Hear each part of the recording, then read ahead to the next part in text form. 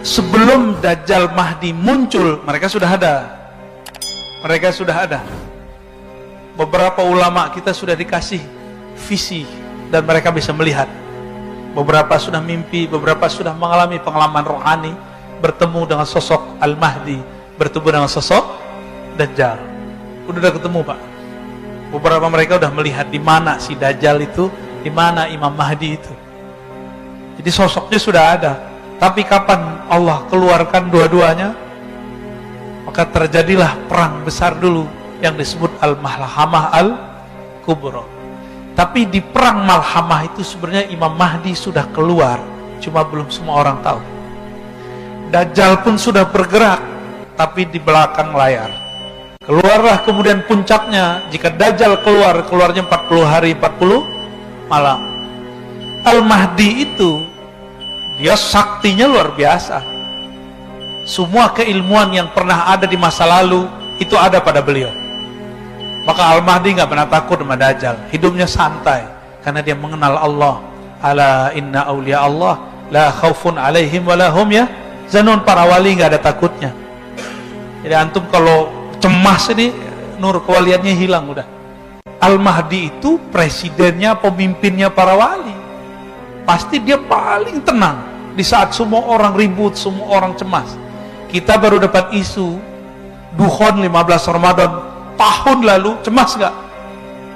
Ya Al-Mahdi santai aja pasti. Ya apalagi pengikut-pengikut dia, santuinya bukan main. Dan gak mungkin Al-Mahdi itu sekarang nonjol-nonjolin dirinya, apalagi nongol-nongol di YouTube ngaku-ngaku udah ketemu Tuhan. Gak mungkin, ya. Dan kurang canggih. Al-Mahdi kalau mimpi ketemu Tuhan, ketemu Allah, ketemu Nabi, Al-Mahdi dapat akses yang lebih mulia dari itu. Maka jangan percaya dengan Mahdi-Mahdi palsu. Semua di prank itu, ya. Jadi ada Mahdi di prank, Mbak. Nah, itu muncul di akhir-akhir hari ke-40, udah hari ke-30-an. Itu Allah turunkanlah Sayyidina Isa di Menara Putih. Di mana Menara Putih? Di timurnya Damaskus. Maka nanti bergerak dari Khorasan timur. Kita ini bagian dari timur, cuma bukan Khorasan. Nanti bergerak. Di saat itu coba antum perhatikan hadis ini. Hal la taqumu sa'ah hatta yaghzuha 70,000 min Bani Ishaq. Tidaklah terjadi kiamat sehingga berperang padanya 70.000 keturunan Ishaq. 70.000 keturunan Ishaq berarti Israel bukan?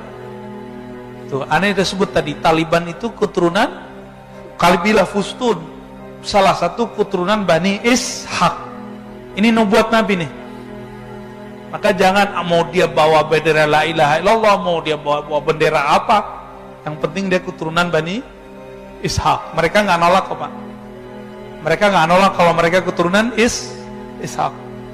Fa idza ja'uha nazalu, jika mereka datang, nazalu, mereka menempati atau turun, falam yuqatilu bisilah, mereka tidak berperang dengan alat-alat senjata. Walam yarmu bisahmin, di saat itu mereka tidak berperang menggunakan panah.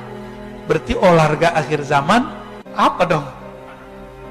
Tidak berperang dengan panah. Walam yarmu bisahmin, saya suka panahan walaupun susah karena aja. Ini Fajar nih menyaksikan kalau saya main panahan. Dari 10-nya yang kena atau doang. Pas baca hadis ini, alhamdulillah. Kenapa? Lam yarmu bisahmin, mereka tidak perang dengan melempar busur panah. Tapi yang mereka katakan apa? Qalu la ilaha illallah wallahu akbar. Senjata mereka zikrullah. La ilaha illallah wallahu akbar. Fayaskut ahadu janibaih, lalu salah satu dari masing-masingnya jatuh. Ya. Illa an qala alladhi fil bahri thumma yaqulu tsani la ilaha illallah akbar. Jadi ini perperangannya nanti betul-betul manual. Perperangannya betul-betul manual. Ketika turun Nabi Isa, ternyata Dajjal ini sudah tahu nasib dia nanti.